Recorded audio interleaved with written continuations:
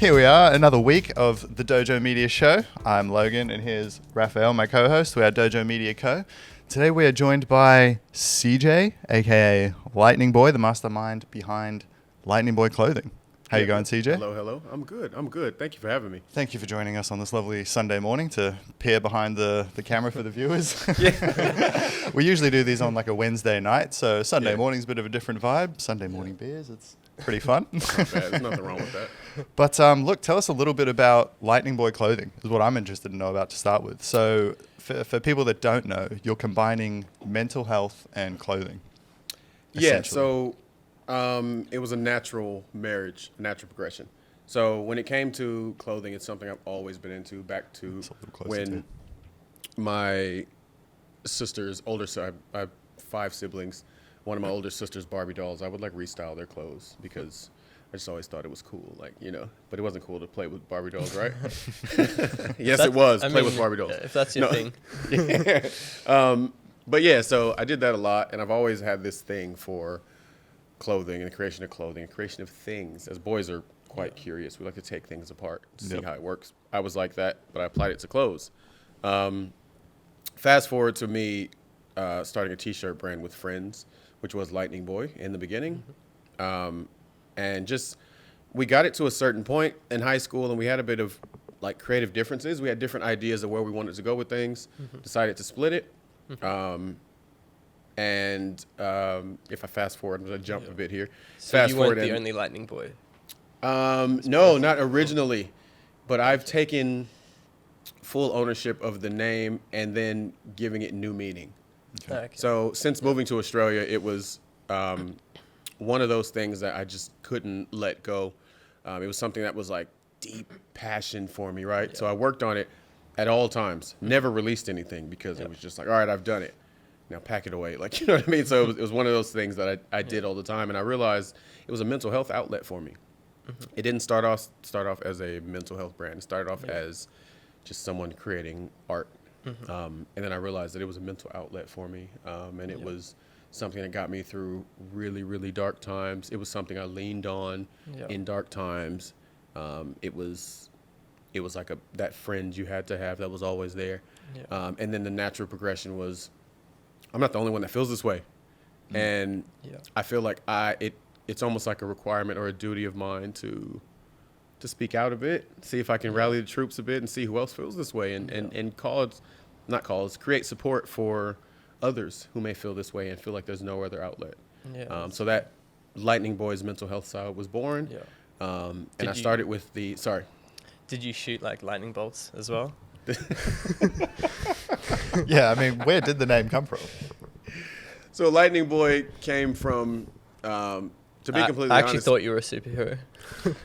Well, see, and that's the thing, I am. Like, the fact that you thought I wasn't is a bit offensive. Like, I flew here, by the way. So you are. No, I do feel like for myself, I've been a mental health superhero.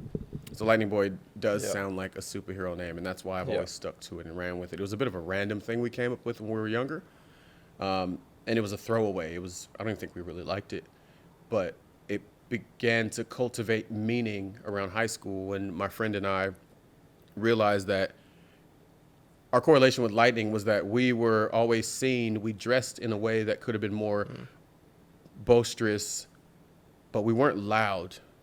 We weren't super cocky. We weren't like the jocks of the school. We weren't that. But you're going to find us. You're going to see us in a very quiet way. Hence lightning. You hear the thunder. You don't see the thunder. Where was this that you grew up? Rialto, California. And was that common, or was everyone like more? Nah, wasn't common. No. What wasn't common? Like expressing yourself in a creative way. So like expressing yourself through dress sense was common. Okay.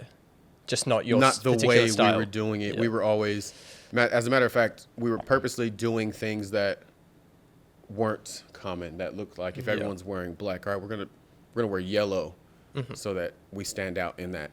And then now, Lightning Boy for me means it's like that beacon of light and hope in the darkness, in the dark sky. Yeah.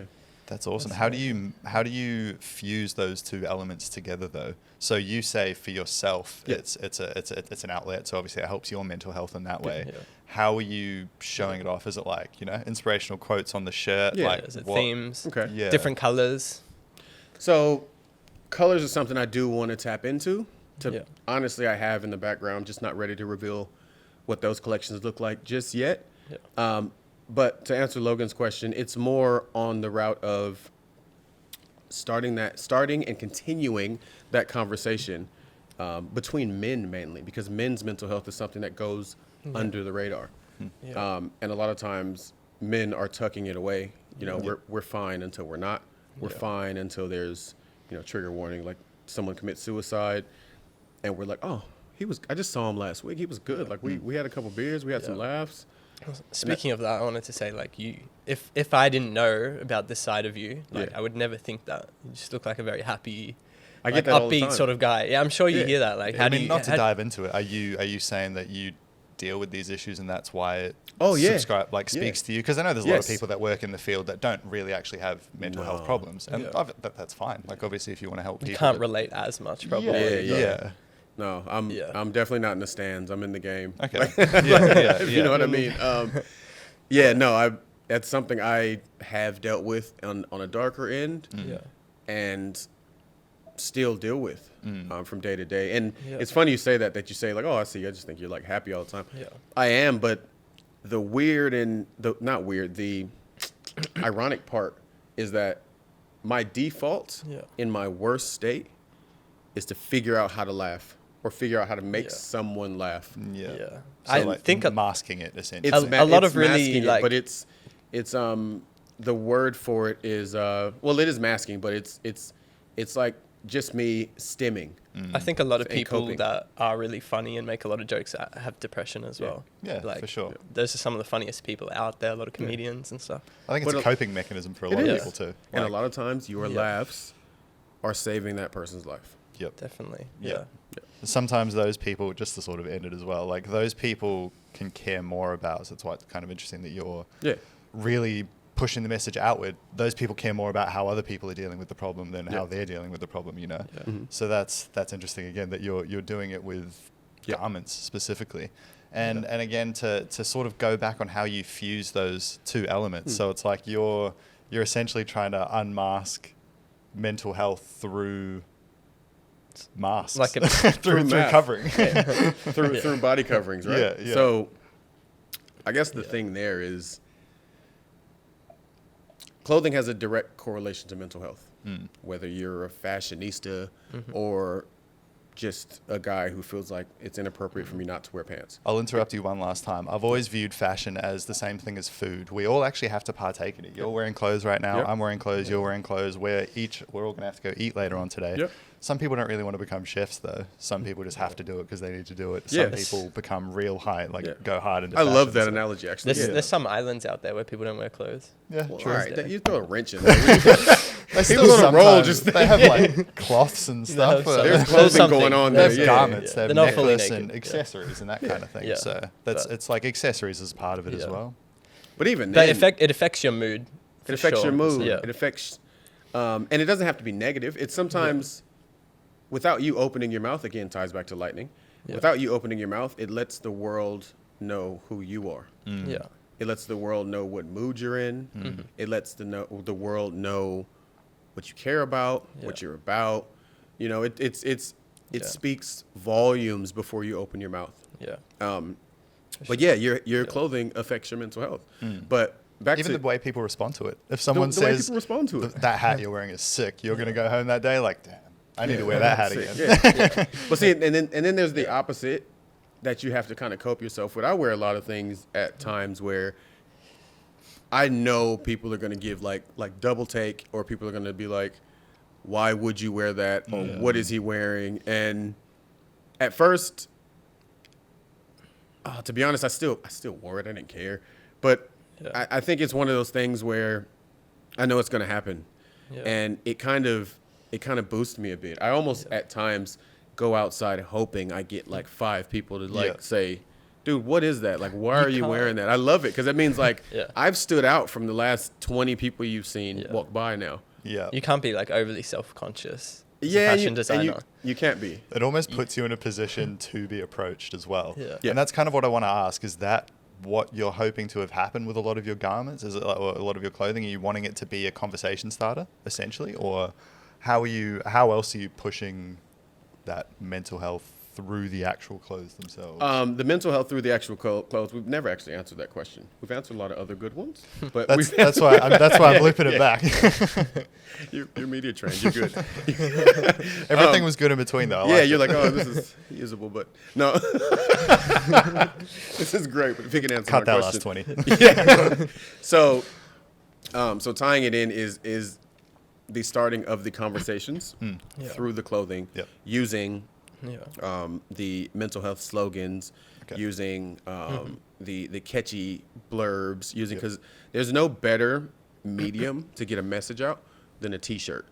Whether it's a corporate company, whether it's a band, whether it's a sports team, a T-shirt is such a universal piece of media, right? Yep. To get a message out. I didn't like T-shirts at first. That was one of the things why we kind of veered off into different lanes because I was like, I want to do cut and sew high fashion stuff, not T-shirts. T-shirts are a really usable, really necessary thing that I had to realize. So using that, I was able to get my message out a lot more. And right now I'm putting together a few mental health events, men's health workshops. I'll be teaching men's mental health sewing classes. Nice. Men's only sewing classes. Sorry, ladies. Learn from your grandma. But yeah. Honestly, interrupt you one more time. My partner's a teacher at an all-girls school. They don't teach sewing. And she thinks that's kind of what they're trying to say is they don't want to raise like housewife traditions, essentially. It's like And it's kind of like feminism you wanted to sew. Like people want to sew, right? Yeah. Like so. So they I don't think teach. it has any correlation to gender. That's No, it's like, I'm paneling for my girlfriend right now. They should have things like sewing and cooking at schools. Yeah. 100%. Again, I think cooking. We need to all do it. Cooking. Yeah. Well, another thing I love to do, but it's funny how that's Yeah. not. So, yeah, let's talk us through like what are you going to talk about in some of these classes that you're hosting? Like, what are some details? So I'll talk some on the sewing. There's a lot of paperwork that needs to be signed on the mental health workshops. But as far as the sewing workshops, it's more to bring, excuse me, men around and promote positive conversation around mental health Yeah. in an all male environment while doing something that's stigmatized as feminine, which is sewing. Is There's it a couple- also probably like the more entry level thing you can do to get into fashion? Is that why you're choosing sewing as opposed to like pattern making or something And like the that? thing or- is, my hopes is to target men who have no interest really in so much fashion. Yep. Because those are where the best conversations will come Get out. people and those, really out of their those are- comfort zone. Yeah. those will be the ones that you actually get out of your comfort zone. Not the guy who's on Instagram trying to figure it out and already trying to sew. Yeah. Not who I'm looking for. I'm looking for the sparky, Yeah. the tradie dude It's who's like really cool. It's like a social experiment. a social experiment a bit, but also it's a way to open up Yeah.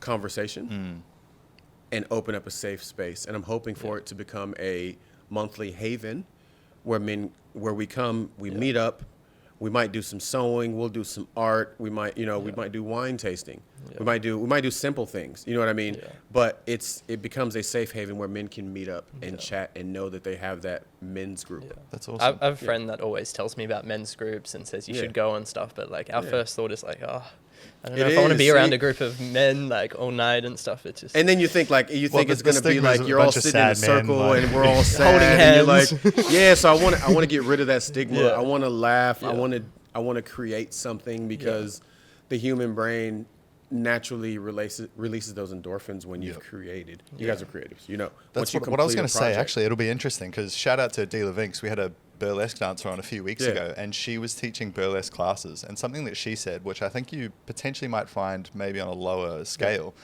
but when you find people doing creative things or things that they're not good at, Yeah. they get frustrated. And it's a vulnerable state. Yeah, and Yeah. they start opening up Yeah. like way more, and things that aren't related to the sewing are going to come out because they're frustrated with the sewing. That's going to be so. It's a very Yeah. I don't know if you thought about that, but I it's did. a I did, it's because a very interesting way to get people shout in out a different state. to my wife, who's probably going to be pissed for me saying this, but she doesn't like sewing.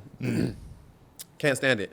Yeah. She likes the idea of it. But it I makes her think- cranky. She spends 20 minutes on it, and she's like, So It seems frustrating. Yeah, well, it can be. To And me. I did a show in 2022. Yeah. I did Brisbane Fashion Festival, and my wife did. I made all these really funky like jeans for all the models because I didn't release jeans that year in the collection or pants at all, and I got to a point, or I released the shorts that went to this top, but I got to a point where I was like, okay, I need to send the models down in bottoms, so I made these really funky jeans, right? My wife thought they were the coolest thing ever, so she wanted some. And I Yeah. started making them for her. And she said, "No, I want to do it." Really? So I made the whole pant, Yeah. like pattern wise. I got it all together, and she did the sewing side. Now it's denim. It's really easy to break needles when you're sewing denim. Yeah. So she's breaking needles. So she she's started getting on the hardest. frustrated. She sews through and realizes that her seams aren't lined up, and then when she picks it up, it just opens up again, and she's like pissed. But Yeah. I'm so proud of her because she persisted and she kept going, finished her Great. pants, and she wore them to the fashion show when she in the crowd, obviously, but she wore them. Right. Well She didn't done. decide to model for you. No, well, Maybe in the future. that's coming. That's That's coming. coming. That's actually why we're even together, but we'll talk about that later. But no, the point is she hates Yeah. sewing, and it's one of those things that she breaks needles and gets so frustrated. Yeah. And then we could be having a conversation and things that were not related to sewing Yeah. come out. And now we're Yeah. having a conversation about what happened at work. And Yeah. now that's what I want to happen with these, Yeah.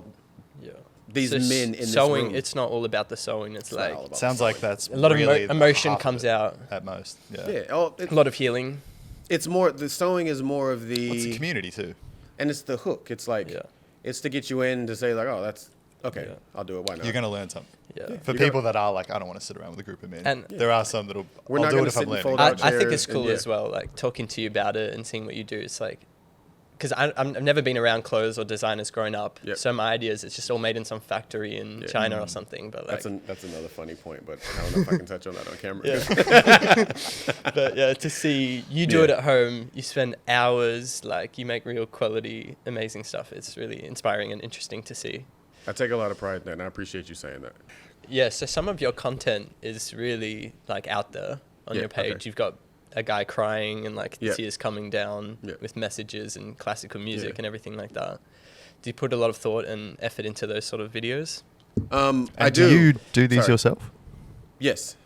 Shout out to that, right? We haven't mentioned that. So you do your own, most of your promotional material, I'm guessing, then, in terms of photos and videos, or? I can't remember the last thing that was done that wasn't out of my camera. Nice. There's been a few things, but it's usually when I've gifted someone something and they've taken a picture out or they've had it on somewhere. And That might seem like a small element to it, but damn, that's super impressive. Like being the whole engine that kind of makes the Yeah. thing run. Like you could easily, if you wanted, you can outsource it to us anytime. No, but like you could easily just get someone else to do Yeah. that. Well, But on that- obviously you're super passionate about it Yeah. enough to On to that do point, as I was well. messaging you like 10 times asking you if you needed content, and then it turns out I ended up making stuff for Janae. yeah, well, see, that's the thing. And it's like, that's actually why I connected you with Janae, because Yeah. I was like, these guys keep reaching out. We need video content. My time, and you guys have more equipment than I do. Yeah. So it was like, it was an easy marriage. I told Janae, we need what you're doing to be like top notch. Yeah. And as I'll say, I'm good at what I do, but from what Yeah, she not to needed, say that yours isn't. yeah, but from what she needed, and even a 2-man crew, I was like, Yeah. hit these guys up because they've been hitting me anyway. So why Yeah. not? Yeah. And I we appreciate built that. a friendship from it. So that's But pretty yeah, good. from those videos though, they really stand out. Like going back to that, Yeah, they really like caught my attention. I think that's amazing that you would do that. I appreciate Like that. to see a guy cry on social media, we don't really see that. So So, that so tell us ties about in- that and how Yeah. hard is it even to convince like a model to do something like that, Yeah. or are they keen? Should a magician Or do you just put tell a- his tricks? Do you just put a bunch of Whoa. onions in I, front of their I, don't, I eyes? don't need you to tell I us actually how, just how like, you you gotta technically punch them, pulled it though. off. I'm also Yeah. mean convincing someone to cry on a to man. portray themselves that way. Yeah. I don't need to know if you spat in his eye to make him cry or whatever. Like The most extreme route. I gouged him. Just punched him in the stomach. Yeah. He's like, oh, I missed that shot. Can we do it again? No. Where did I meet him at particularly? Oh, we crossed paths a couple different times. A friend of his modeled for me in that 2022 show. Yeah. So we connected through Instagram, and we were talking a bit, and he followed me, and that was it. Then I saw him playing basketball at UQ one day, and he came over to me, and he said, "Hey, Mr. Lightning is what he called me," which Mr. made me Lightning. feel old because I was like, so lightning. really? This old wizard comes out. I felt wise, but anyways, he was just, it was cool. We had a chat. We played some ball, and I said, "Hey, you know what we really need to do is shoot." And he was like, "Yeah, we should." Yeah. And yeah, I just had him meet me at like one of the little forest trails, and we just did this like very improv to shoot, like because I didn't storyboard it. I just had the idea in my head, which is how I usually work, which is terrible for the model because they're like they can't see what I'm talking about, and I'm like, just trust me. Yeah. But yeah, and then we produced his tears. See what I did there? We produced his tears, and then we took the photo. I told him what I wanted to do. He thought it was cool. He had the same face Raph had, and he thought that's a pretty cool concept. Like I haven't really seen that. And just to give a bit away, I'm looking to pull more from that same concept. Yeah. So that was more of a tester to move into this next collection. Because there was a bit of a dead space in between, and I start putting little testers up just to see how people react to things. Yep. And I've been getting a lot of that reaction from it, and I'm like, okay, I'm going down that path. That's what I was almost going to say in the beginning. It's funny that so many men are so scared to talk about mental health because every time they do, they're praised for it. Yeah. Everyone's like, "Wow, I'm so." Don't tell them yet. Proud. Let me get to where I'm going. And everyone else. Sometimes I wish people wanted to hear me talk about it more. Do you know what I mean? Well, see, that's the thing. Just let me talk that about mindset right there that you have is the reason I do this. Yeah. Because you shouldn't feel like that. Yeah. You shouldn't feel like, oh, You should feel like if I there's wish somebody something that wanted needs to be said, you should be able to say it. There's definitely a bunch of services and things out there, but at rough times, you're like, I actually don't know who to reach out to, like who to talk to. And I think some people are a bit disenfranchised isn't the right word, but like separated from a psychologist, I guess. Because it's an impartial voice, someone that isn't like your friend, so they're not just going to tell you what you want to hear. When I've been to psychologists that are expensive, I'm just thinking about like every minute is like $5. Yeah, Like, well, there's don't that. waste and you're like, this is actually building my anxiety. I'm going to go. This minute better be really good. I'm going to have to run out here and book a bunch of But shoots now. the other thing is, a lot of people that are going through a lot, like they're not motivated to talk to anyone. Like you actually don't really feel like it. You're You not just want to be by inspired yourself. It doesn't. It's not It's easy to think no one cares, and socially accepted for you to so walk out. I and think be your like, space is a bit different.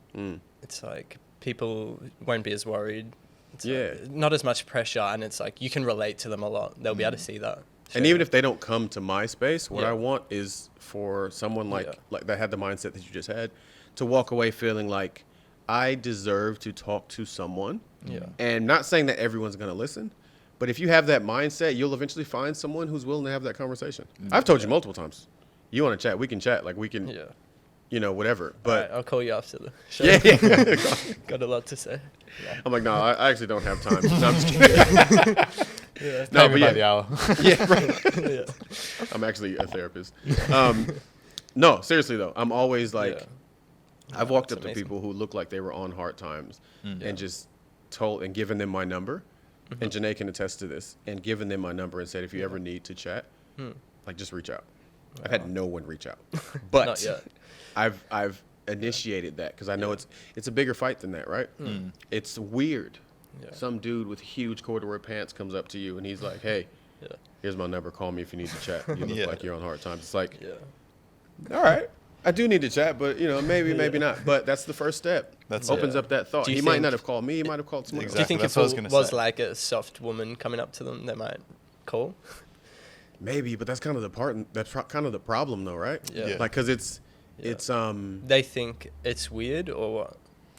No, I've never gotten a reaction that people thought it was weird. I've actually gotten mostly comforting reactions. Yeah. I more think they probably thought it was not weird. Weird is probably a strong word. They probably thought it was a bit like maybe strange, and it's probably why they didn't call. Maybe they thought like you're just being nice, but they don't actually. Maybe they're not do gonna. it. I'm not gonna just unload Who on a knows, stranger, but- and you don't have to. But it's Yeah. just. It's just giving them an option. I want to do my part in changing society's views on men talking about Yeah. mental health, men talking about depression, men talking about suicide, being sad, crying. And like you said, they might not even call you. They might not call a friend. They might just do the same thing to someone else. They might just Yeah. go up to them and say, Sure. "You look a bit sad. I was a Yeah. bit sad too." Or they might think about a friend that they have Yeah. Yeah. that they do feel comfortable talking to. They might Yeah. call them and say, "Hey, man, Yeah. you know, I've Connects been the really dots. having a hard week. You got, you know, Yeah. you want to hang out, you know, have a chat or whatever." Like Yeah. this, it's I'd love to know like how you talk to your kids about mental health, having gone through all of this, and we put a lot of importance on mental health in the household. We openly talk about it, yeah. like openly. We'll tell them. We let them know because kids have a hard time navigating their emotions. So we talk to them about what we think they may be feeling and how to label that a lot. Now, where that backfires Yeah. is you overly empower your kids. Yeah. Do they go around at school And they telling use it- every kid? No, they use it against you. All right.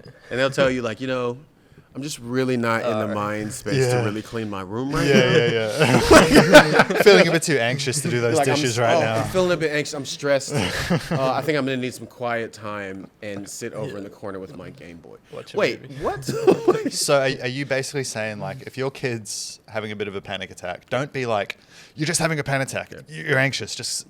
So how would you approach, not necessarily a panic attack, but instead of using these hot terms, how do you introduce the ideas? So, again, no parent's perfect. And we've reacted in ways that we're like, oh, we probably should have done that differently. We do it all the time. Like, but at the same time, our goal is to, like what you did there, that, they feed off that energy. Yeah. So if you're already heightened, you come in heightened. My support system, which is you, if you're my parent now, if you're my support system and you've come in heightened and worried, well, now I'm worried. Yeah, now every time you have this 'Cause you're my feeling, safe everyone's zone. worried. It's a And now it's panic like, zone. oh my Yeah. God, you know. But if you come in calm, even if you're worried about what's going on, you come in calm, they feed off of that energy. Just like, what's Yeah. going on? That's kind of what's like happening? how instinctively a lot of mums stress about their kids. Mm. Probably Yeah. both parents, but mums. But then the kid thinks there's something wrong with their life.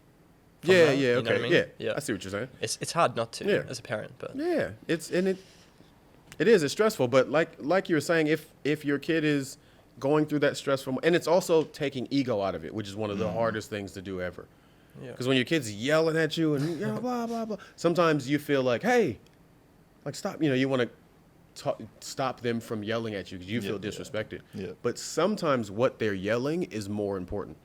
So sometimes we tell them, if you use your words, is important. Yeah. Right. If you can put words to it, and you can't control your heightened sense, and you're yelling, that's fine. I'll filter through that later, but just get it out so I know what's happening with you. Yeah. We'll assess that, and then we might talk about the yelling later and figure out other ways to get it out using your words, teaching your kids to, or not so much teaching, promoting them to use their words instead of the punching, kicking, screaming, breaking things. Yeah. I think that's pretty much it when it comes to parenting for us, is because I don't think there's one right way to parent. I think whatever fits you and your family is what fits you and your family. And Yeah. what fits for us is talking, using our words, and sometimes that's loud, and sometimes it's not loud. Sometimes it's quiet. Sometimes there's tears. But teaching our kids that, especially my son, because I don't want him to grow up in a world thinking that he has to tuck away his emotions, his big emotions. Yeah. It's okay to have those emotions. It's okay to express them. You know, and I Is want that him to because feel. you felt like that growing up at times? Oh, all the time. Yeah. All the time. And I love my dad. I love my dad. Just Yeah. comes from a different time. You know what I mean? It was just a different time. But my son, my son and I, we always giving each other a kiss in public. I love you. You know what I mean? Those type of things. Yeah. Affection, cuddles. We don't leave each other without, having a hug, saying I love you. I like how going to you've decided to do that instead of just do the same thing like rough and tough. And bed. Well, yeah, because I Yeah.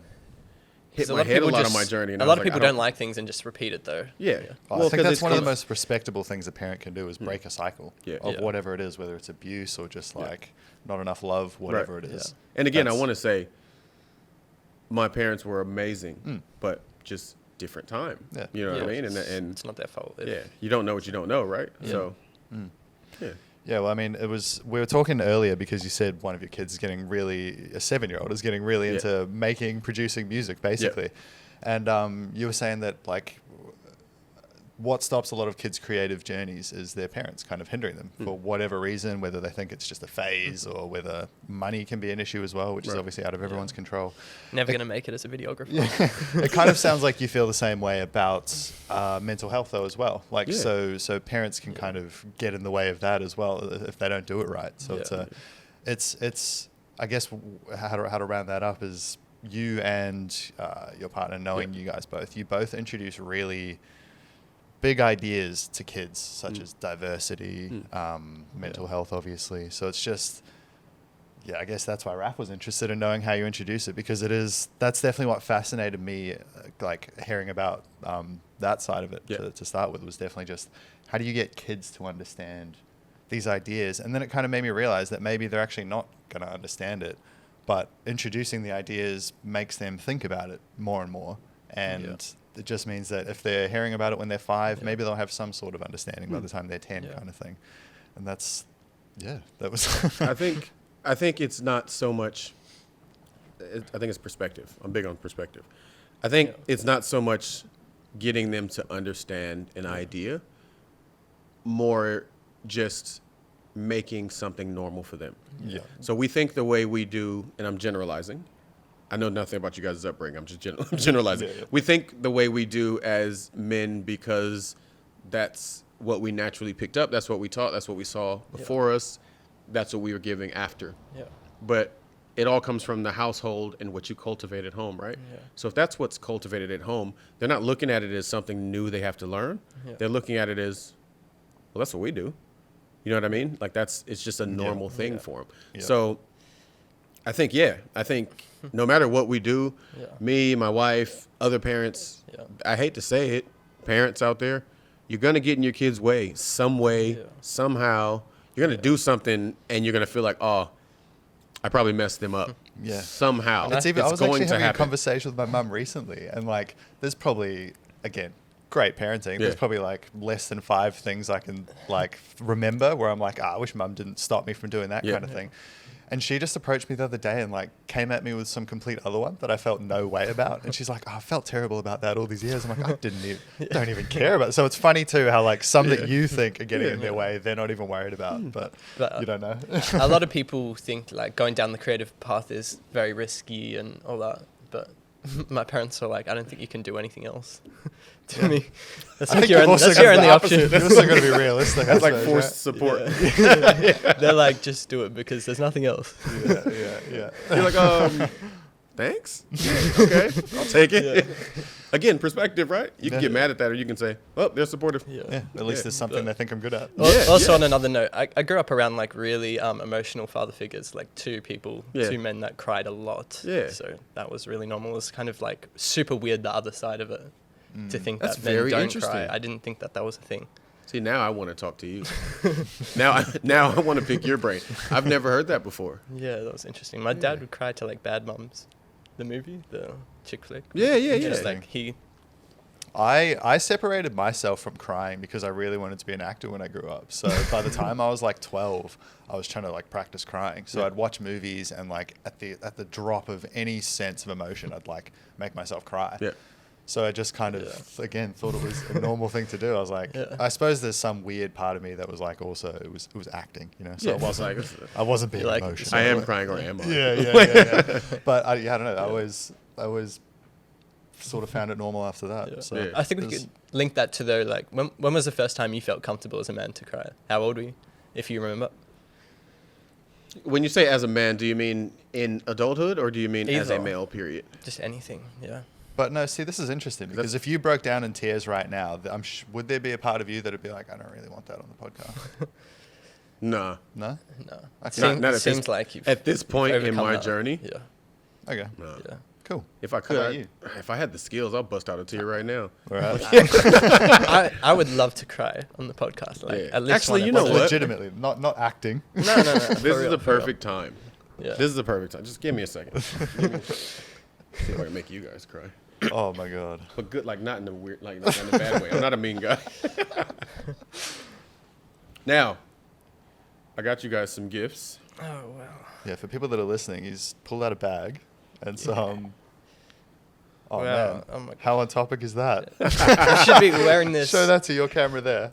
There you go. Can we like wear these for the rest of the episode? Yeah, check it absolutely. out. I'd be more than Just happy. put it over the top. Yeah, man. For Actually, people that are listening, it's like a cool tie-dye shirt with Lord Knows I Cry on the top. And Now, I will say one's an XL and one's a large. I thought I had 2 larges. Okay. that's all right. I'll go XL. You go with the baggy. Yeah, you Suppressing your emotions is suppressing the chance to feel and process them. Real men cry. Lightning boy. Is that actually your quote? Yeah, Nice, man. that is from my heart. That's awesome. Yeah. I appreciate that, bro. No problem. Thank you. Thank you so much. Let me slip this on. Yeah. It'll probably be a little warm. I was gonna say you can wear your shirt as an undershirt. Yeah, with an it'll be a XL. little warm over this one, but it's all right. Oh, that's actually comfy too. You know, actually, I did feel really comfortable crying a lot, and like getting some photos. I didn't feel bad about it at all. But then, in my last relationship, my last girlfriend wasn't happy about that. Like in the end, Interesting. she's like, "I don't like you being so emotional in front of me. You're meant to be this masculine man." And then I was really confused after. I was like, I don't know if I should be like this, or if you're just not the right person for me. Or I think tying crying to masculinity is the mistake in the That's first the place. mistake. Like, yeah, it's maybe not- it was a it's not culture she was from Yeah. that didn't accept it that. is. So But we look at crying as if, like you said, we tie it to a gender, like pregnancy or something. We can't. Yeah. Like, I'm sure Pregnancy you has heard to be in, tied to a in the gender, right? playground, you probably heard crying like a girl or something Yeah. at school, right? All the So time. it's like, that sort of thing. Yeah. what, for whatever reason. A little girl too. Like you can't even be a big girl and cry. Didn't Fergie have the song "Big Girls Don't Yeah. Cry"? Yeah. Damn you, Fergie. What age is that? Like once you turn 13, no more crying, or? Yeah. But going back to that, Yeah. there could be a cycle there Mm-hmm. where she could have had, and I don't want to speak on her life, but she could have had whatever events in life that led her to feel like she needs a hyper masculine, air quotes, man to protect her, keep her safe because of whatever's happened before. She might have felt unsafe. So seeing you cry might have triggered her to think, oh, well, he can't protect me. He's crying. He's emotional. Yeah. Doesn't connect. It doesn't connect at all. It doesn't make any sense. No. But that's how emotions work, right? That's how people connect things. That's how trauma works. Yeah. It's really messed up. But crying is weird. That like, it's like telling me, oh, you're being like if I said I'm hungry, and then Logan's like, oh, you're being such a girl. Yeah. It's like, well, I'm hungry. I'm just We a all human. feel It's this, part- yeah. We're all feel this. And Yeah. so it's like if I'm sad or like a tear comes down, and Yeah. you're like, oh, why are you crying? It's like, well, because I'm sad, and I'm Yeah. moving that emotion instead of pinning it in, and it comes out in some kind of angry manner. Yeah. While I'm at the pub with my friends at night and we're having a bar fight, all Yeah. because I didn't cry last night because my dog died. You know what I mean? Like it's, Yeah. all these Yeah. things connect. Yeah. Well, I think just like you've said there, it stops you, it stops the chance to process the Yeah, feelings yeah. because, like, anyone commenting, any of Yeah. you guys, have you ever felt worse after you cry? No. No. No. You always feel No. better. Yeah. Whatever happened, your goldfish died. Your Yeah. goldfish is still dead after the cry, but you've thought about it. Some things have actually come out of you. You even feel like you've released respected chemicals. that goldfish by Yep. taking time. Yeah, you've given it the emotion. To process that emotion. Yeah. You've dedicated that to that goldfish. What's Yeah. it? Goldfish? Fish? Yeah. There's someone else out there listening right now looking at their goldfish like, if you die, Yeah. Yeah. I'm losing it. But I think Did you that's have a- any trauma around your goldfish dying as a kid? Pets, 100%. Yeah. Not a Pets. fish. I did have goldfish dying, but like pets, 100% had some trauma. And I remember like one time it was a cat that I had. It was like 2 years old, so it was a young cat, wasn't Yeah. supposed to die. And it was a silly cat. It chased the neighbor's dog's bones. Eventually got caught one day. The dog like tore it apart. And Okay. That's violent. yeah, it came back limping like 3 days later. We took it to the vet. They're like, it's going to cost about 10 grand to fix. We just didn't have the money. So we're like, we'll put it down. One of the vets luckily said, I'm going to take it because it was only a young kitten. Yeah. But we obviously didn't get to keep the cat afterwards. Yeah. And I remember sitting there. My mum told me that she went into the vet and the like, as she said goodbye, she put her hand in the little cage. The cat like put her paw out. Oh. And then I remember lying on my trampoline in the backyard, just bawling, just crying, looking up at the sky, being like, it's my cat. It's my goddamn cat. It's 100%. That's 100%. crazy. I don't think it was ever, I've never felt like crying is wrong. Yeah. I've never been led to that idea either. Yeah. And that's definitely a good thing from my parents. Yeah. But yeah, it's fucked up if anyone does think that, We're getting deep, man. Yeah, no, that's we're digging up some. You're a traumas, photographer. Have you ever cried while looking through the lens? Like I filmed weddings. It's been like I've cried at a wedding. I have been Have you at actually? heaps of times. I've been at weddings and teared up while shooting. Sometimes And it's sadder when you don't know them for some reason. That's probably one of the times where I'm like, all right, not the time, because your viewfinder gets all blurry and you try to adjust it, and I'm like, oh, if this shot's blurry, they're gonna be pissed. Hands start trembling. Yeah, and you're like, the hold it together. Yeah, and then you snap it. You can see the motion of like the gimbal moving with you doing that. And then you snap it, and then you put the camera down. You're like, or filming a funeral. Didn't you used to work in funeral business? Yeah, I did do. I filmed a few funerals like way back when I was kind of starting my career. And it was all right. The first couple were old people, war veterans, that kind of thing. So in their 80s. And the third guy in was like I was 22 at the time. He was 21. Yeah. And it was all his friends being like, he was supposed to be this. He was going to be this. We thought he was going to do this, Whereas all the other ones were like, he lived this marvelous life. He made everyone happy. It's like, the contrast of he was supposed to, he could have, he was meant to, was just, I left after that. I was like, I can't do that. That's actually like almost right on the nose. So I don't know if you know why we went to the States right after Christmas, just randomly. So my best friend of like 30 years passed. And that the significance of the 30 years is I turned 35 next month. So that's my whole life. Yeah. Right? You don't have too many of that. I think I've got 2 people I know from when I was like 5. One of them had testicular cancer like a year ago, and I was like, fuck. Did you get through it? He's all right. Lost the testicle, but he's alive. At least he has an extra one. Probably more agile, lighter. He passed due to some medical complications, but it was, and he was 34. So it's super young. Yeah. He was, light of everyone's life. Yeah. He sparked up a room like that. He had an infectious laugh, wanted to be an actor, just one of the best people you would ever meet, sweetest guy ever. And I was a pallbearer at his funeral, and we were in the front row. Yeah. And like you said, listening to everyone and everything they had to say was just like... Nothing was finished. That's the worst part. Whereas with an old person, it's like everything was kind of finished. At that age, retired, it's they've done everything. You always get this generic version on the news of this was an amazing person. They always cared about people, but when it's people know that person.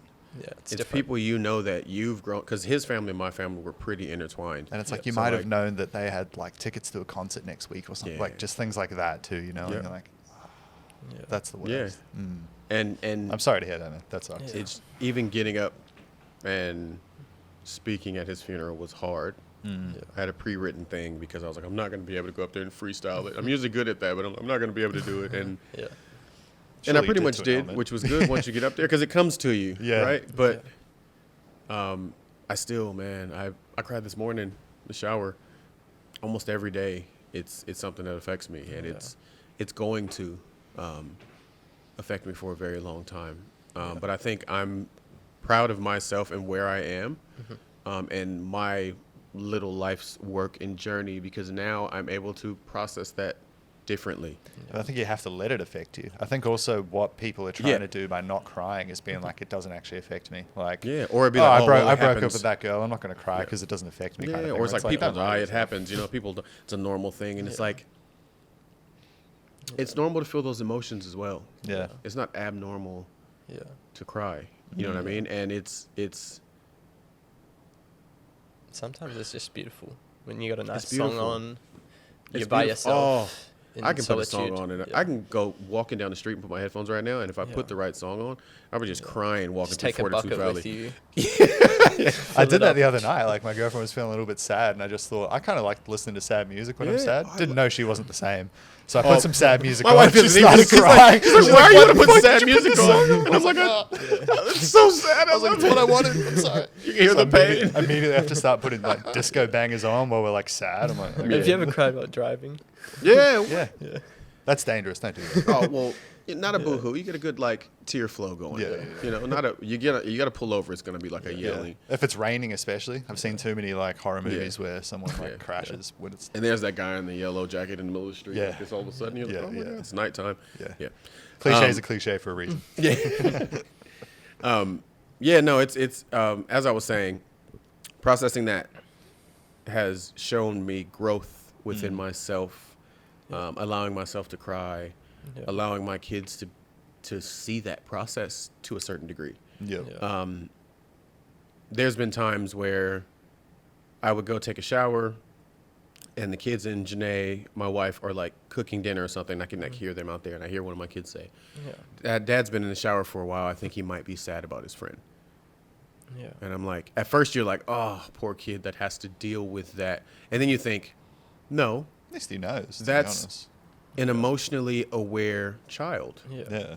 At 7 years old. If you went down to like the basement and just didn't tell anyone and and then had a few beers and shit. So I remember another thing that my mum, again, she remembers these weird things. And apparently there was one time where one of her friends came over and he just must have looked a bit down and he left. And I was like a 5-year-old kid. And I went to my mum, I wonder what's troubling him. Like those exact words. And apparently she was just like, that's so weird. Like kids don't have that wherewithal. No, she was just like the words too. Kids do really pick it up. Yeah. But that's another thing we shut down, right? Yeah. We tell them, oh, he's fine. He's just...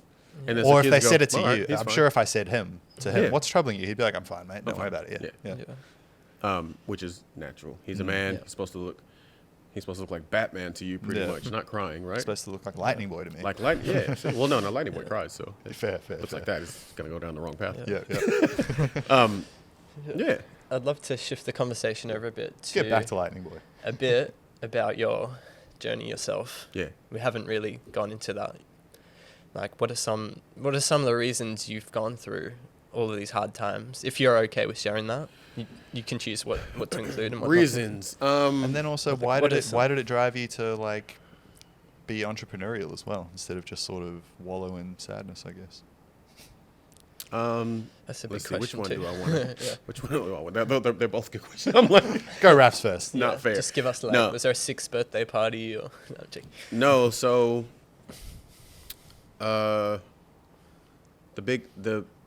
When I was younger, I didn't know this, but I was always, for some reason, like in and out of depression. Mm-hmm. I didn't know. I just thought I was like, I'm sad and I'm not sad and I'm sad and I'm not sad. Do you know what age that's from? When I say younger, I'm thinking we're going from like 13 to 18 in that range. Mm-hmm. And it was always...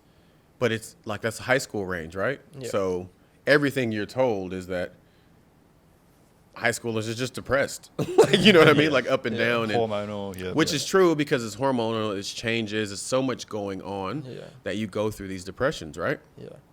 And everything that happens to you is like the biggest thing that's happened to you. Everything that happens. It's your first breakup. It's your first breakup. You didn't get invited to a dance. Sometimes it's almost like a trend to be depressed. Yeah, it's like almost cool. It's like, oh, I'm way more depressed than you, dude. Yeah. The depression scale wars. I mean, look, different topic, but there were definitely kids at my school like cutting themselves to show off, basically. And it's like that was happening at my school too, and they'd have like the scars. It was like a group of kids that was the thing. That's crazy to me. To not the act of it. Like I understand people want to like let their pain out in some way, but to have it be like a showy thing or like.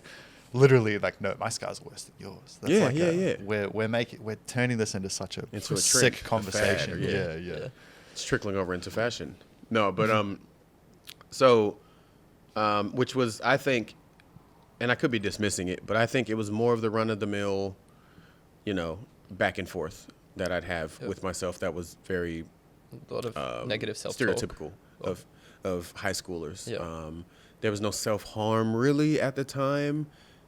Besides, like, when I got to probably around 18, I would, like, drink myself into a coma. Wow. I mean, that's how a lot of young people master. I never knew you were a drinker at all. Yeah, I used to drink myself into a coma just because I felt like I just could not cope. No one gets me. That typical, So misunderstood. So misunderstood. I associate drinking with feeling shit. Really? I never want to do it because I don't want to spend the money and I don't want to feel bad the next day. Yeah.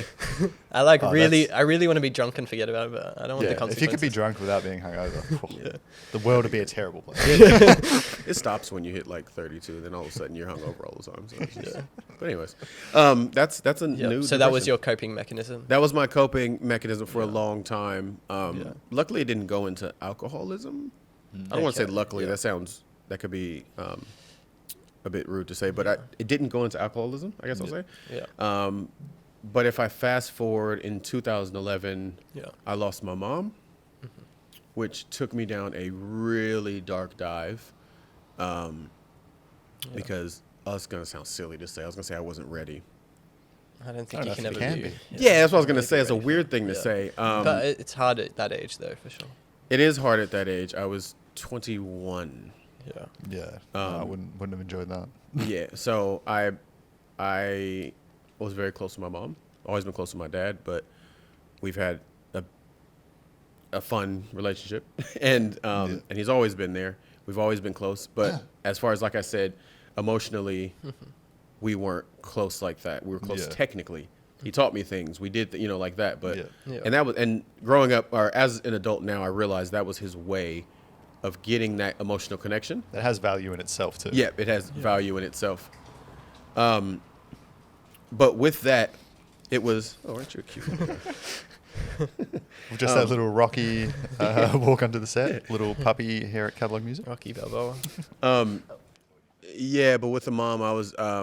She taught me a lot. She's the first person I ever even used the term emotional intelligence. I had no idea what that meant or what that phrase meant, but she would always use it. But it led me to realize she was trying to teach me to be an emotionally intelligent man, which now finally I'm getting that message years later. And it just losing that person, which my support, the only person I felt like had that emotional support for me. When I lost her, I was living in Los Angeles. I grew up in San Bernardino. I was living in LA at the time, and was in school. I was going to the Art Institute for Fashion Marketing, and ended up just locking myself in my apartment for 2 weeks. Barely ate, didn't sleep. Lots of friends, everyone coming by, trying to get in, and just couldn't because I locked myself away for quite some time. I came out. We had her funeral, and that was hard, obviously. And it was like dramatic. Now that I think back, I'm at a place where I can kind of laugh at myself a bit. But at the funeral, I just completely broke down. I'm sitting in the front. People are talking. Family's there. What's harder to speak at your mum's funeral? It is, and I didn't speak. And my sister, I have to shout out, was like the strongest person I've ever seen. She organized it. She got everything together. She organized family. She battled with family when they weren't cooperating. She spoke at the funeral. She made sure I had everything I needed for the funeral. And in the middle of the service, I left. I left the actual the service where she was, like sitting in the church. I had to get up and go because I couldn't take it. And it was like a drama. I bust out crying, and I run outside, and it's I bust the doors open. It was like a bright sunny day too, so it was it was. Now I can laugh because it's funny looking back, and I'm sitting on the sidewalk in the funeral. I'm sitting in the sidewalk in the funeral. The whole, that's basically I sat on the sidewalk, and I'm in my own, my hands are over my face. I'm bawling, crying. Friends have come out. And they're getting me to pull myself together and supporting me. They weren't forcing me to say, "Hey, you have to go back in there." They were just more they were just more because I kept saying, "Oh, I got to go back in. I've run out of my mom's own my own mom's funeral." And they're like, "Dude, no, just relax." And and they got me to go back in and finish the funeral. And from then, this darker side of me kind of woken up, and I just kind of didn't care about anything. Do you know about the Freudian idea of the shadow, the id and the shadow? It's intriguing. It's basically the idea that we all have the shadow, this dark side, basically the devil on our shoulder, and that the more you try to push it away, the stronger it's going to come and eventually just overtake you entirely. Whereas if you actually just embrace it and accept that part of you is going to be your shadow as well. It's a very interesting psychology. It's obviously from the 1800s. You just broke from 2011 to now. You just explained my life to me. That's what it is. You have to embrace. You're going to have negative thoughts. You're going to have these bad things. That's your shadow, essentially, is the idea. And you're not going to be whole until you actually embrace it and accept that that's part of you anyway. I won't say I embraced it. I would say it embraced me. Cause and then I just didn't care about anything. I was such an asshole. Like I did not care. As far as relationships, as far as what I was doing in life. My friends and I were cool, obviously. And I was living in LA, running the streets, doing fashion trade shows, working in fashion, drinking every night, partying every night. Just did not care. You had that LA life. Had that, but like with a real like imagine. cliche, like, can we curse on it? Yeah. Okay. With a real cliche, like, fuck it layer to it. You know what I mean? Like, so who gives that vibe looks so cool to someone that sees, but it's a bit empty inside. Would you It say? is, and especially if you're doing it as a coping mechanism that you don't realize you're coping from. You know, and like, I was a wild child to say the least. And was still working in fashion, still working on clothes, still in that realm of things, but just feel like I lost all moral of things. And then I fast forward, I moved into a new apartment in LA. It's probably like a year later, and realized that if I didn't go home drunk, if I had to go to sleep sober, I'd go into a really dark, really deep depression. Right? So I stopped going home drinking. I was my girlfriend at the time didn't really drink much. So I naturally didn't drink too much because nobody wants to be that drunk guy and like everyone else is sober. It's so awkward. So especially when you realize you're like, wait, you guys aren't drinking? You're super loud and everyone's you're quiet. loud. So so naturally, so one night I had been drinking and she had come over to kind of like look after me. And she had, I don't even remember what happened that night. I guess I kind of blacked out, went to sleep. She had gotten up in the morning to see if I was okay. Yep, I was good. She left to go get like coffee and breakfast. Very cliche LA. You walk out of the apartment, walk down the street to the coffee shop, you know, and left me in the apartment. Normal, right? And I was just sitting on the edge of the bed, and I remember thinking, what's the point of life? I don't want to be here anymore. Why am I actually here? And she had these like she actually had these pills in her purse from, I forgot where they were from, but it was like she was just holding them until she got home. She got them from her aunt. That's what it was. Her aunt gave them to her to give to her mom. But on the way home, she stopped at my place, so she had these pills in her purse, and it was just like a movie, like a sitcom, or not a sitcom, because those are funny. It was just like a movie, because it's sitting there on the purse on the top, and I'm thinking like, bingo, that's it. I will down these pills. I will chase it with whiskey. Problem solved. And I did that, and halfway through, I was like, oh, you actually went for it? Yeah. It was probably like something like 15, 20 pills maybe.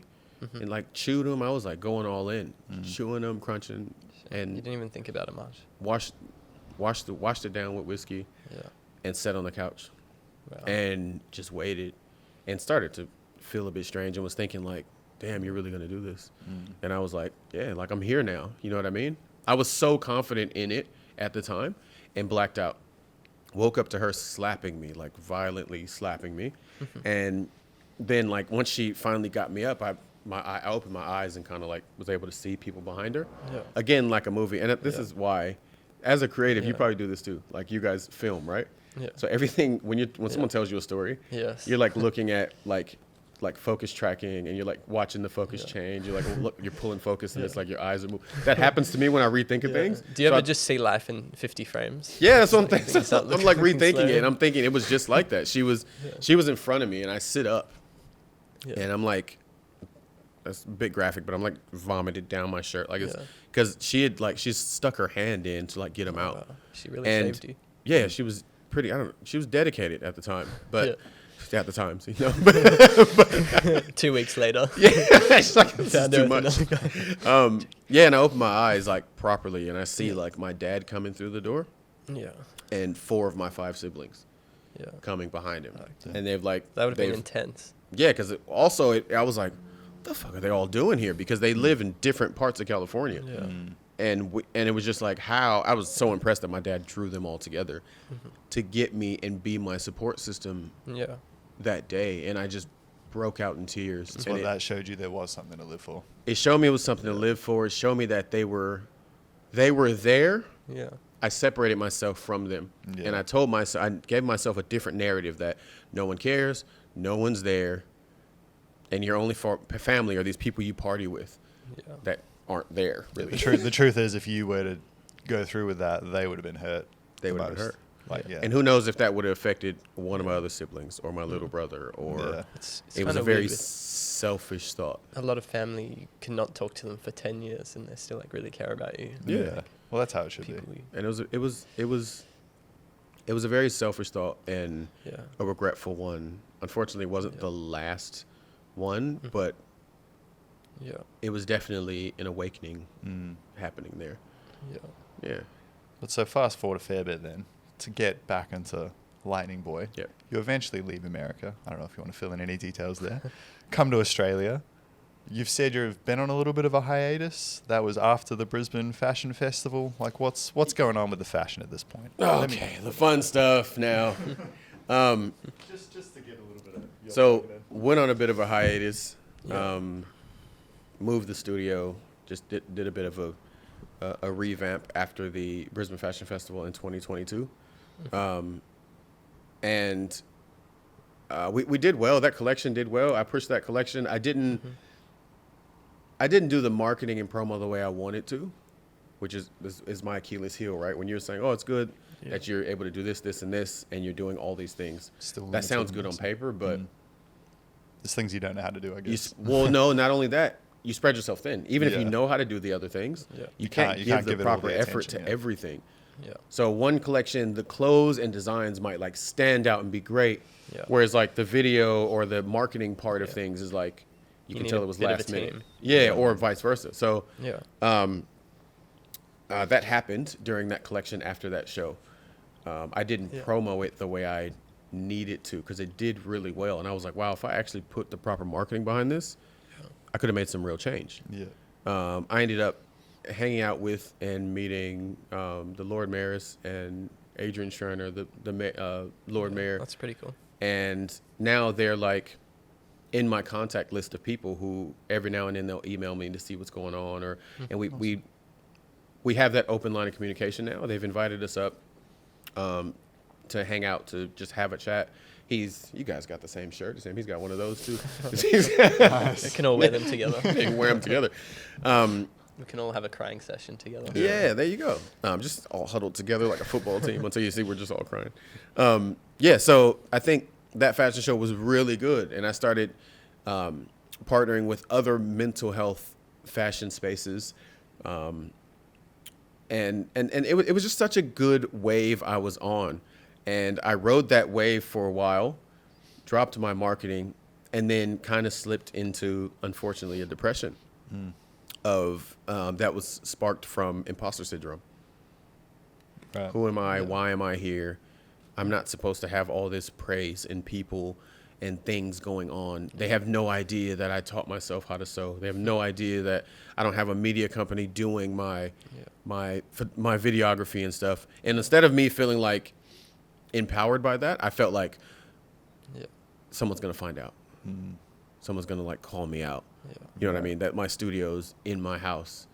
That like, my 7-year-old son sews with me to help with like collections. Like, whereas that's a marketing ploy. Like I can flip that and make it a good thing. You know what I mean? But I was just more like, I went into a depression about it. Then I was like, I'm just gonna like go full time in like working for a company and just drop Lightning Boy. Which obviously fed the depression because Lightning Boy helped me out of depression. So I think that's the worst advice I can give to any creative is don't create. Because it'll slowly kill you. You might not notice it in 6 weeks, but 5 years later, if you haven't made something, you'll be like... You told me in your 3-week trip to LA, no sewing, no photography. You were like, I need to get back. Because I decided...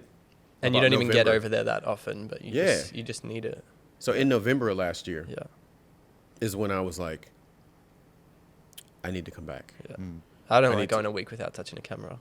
Yeah, we'll see. And that's doing something. See, that's the thing, like doing your thing. So like that's what it was. Like I work, I produce videos and photos and content for a food service company as well as a day job. Yeah. So that was kind of feeding that in to say, oh, I'm still being creative. I'm still a creative, in that space.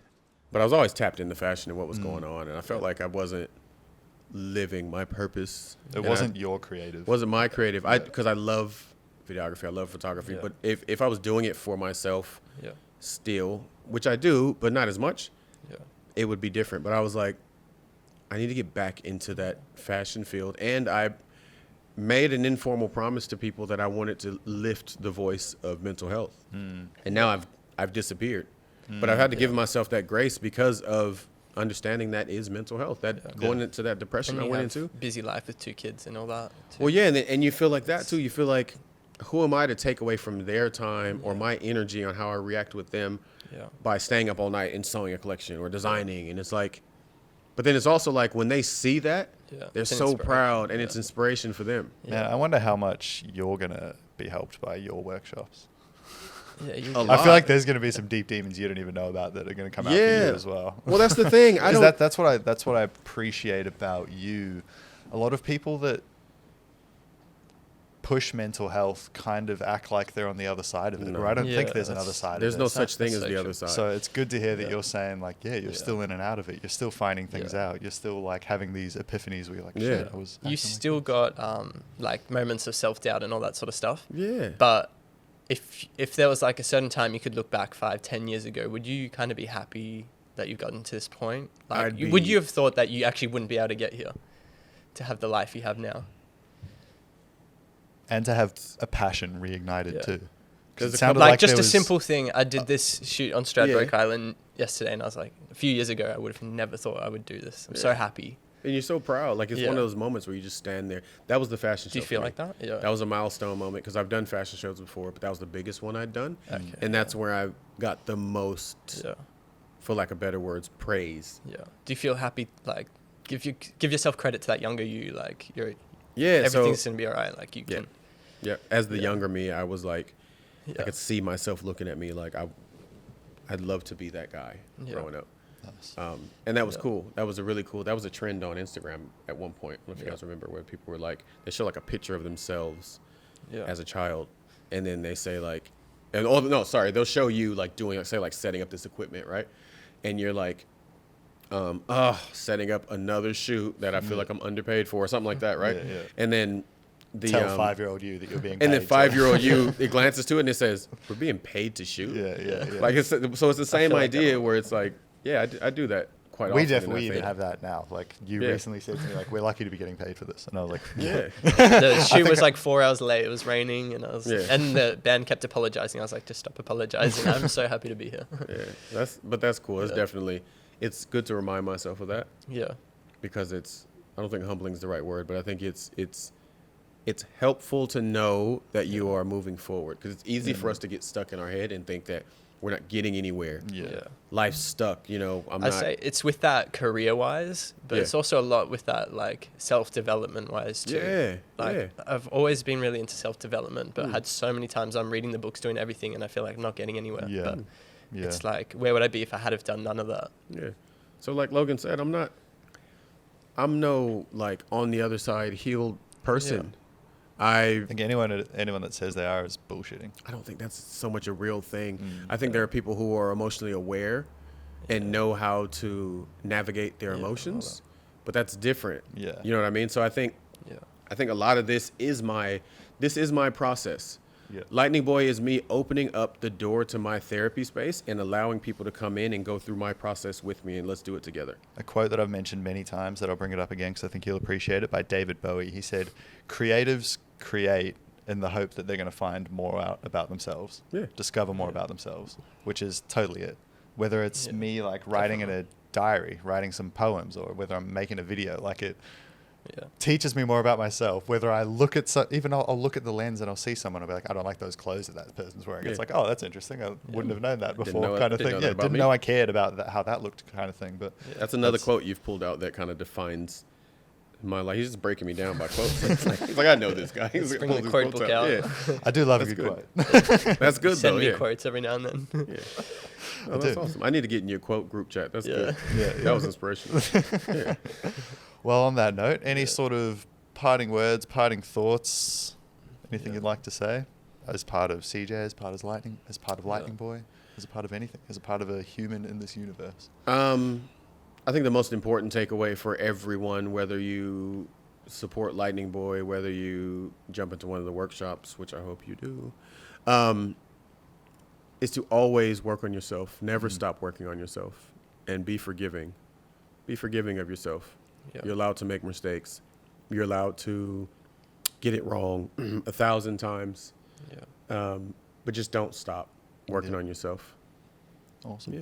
To tag onto that, to maybe slightly just be a hypocrite to it. I was thinking before while you were talking, also be very aware of the stories you tell yourself. Yeah. I think that's super important. And I remember being in a cab and I was in it with some guy who seemed like the most emotionally shallow person at all. We were both a little bit drunk. And the cabbie's just going on about his ex-wife and about how women are terrible because his ex-wife was terrible. And the guy that I was with, who I thought was this shallow, mindless guy, was just like, mate, stop telling yourself these stories. Like, you're walking into these rooms with this energy. You're telling yourself this story, so you're just going to live this life.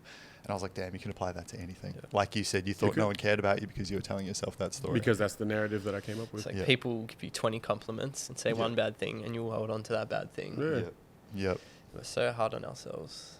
So that's my thing. I'd like to say be very aware of the stories you tell yourself, because most of the time they're probably not true, or they're only your perspective, and is your perspective and their perspective also, and the truth. Sometimes you think you need to do something to be accepted, or to be like, okay, like I need to achieve a certain amount, all that sort of stuff. I felt like that a lot. Yeah, I think that's all internal though. Yeah. Interesting. I don't think people walking down the street are like thinking the same things about you, you know? Yeah. It's definitely internal, yeah, I mean, it's more about people you know well. Like, you might think that you didn't do well in high school, but then you're like, after high school, what are all these people going to think I'm doing with my life? Right. You know? Yeah, like my high school reunion, if there's a 10-year one, would be next year. Do I want to go back and be like braggadocious, or do I want to go back and be real humble, or we'll see? You want to go back and tell every like big achievement showed up. You want to be like, in your own way, super successful, right? But go in a very humble way. Yeah. I think that would be my dream.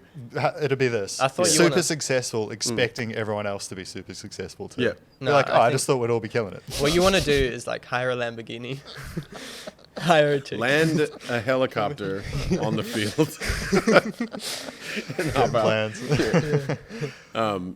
But yeah. Oh, and follow Lightning Boy Clothing.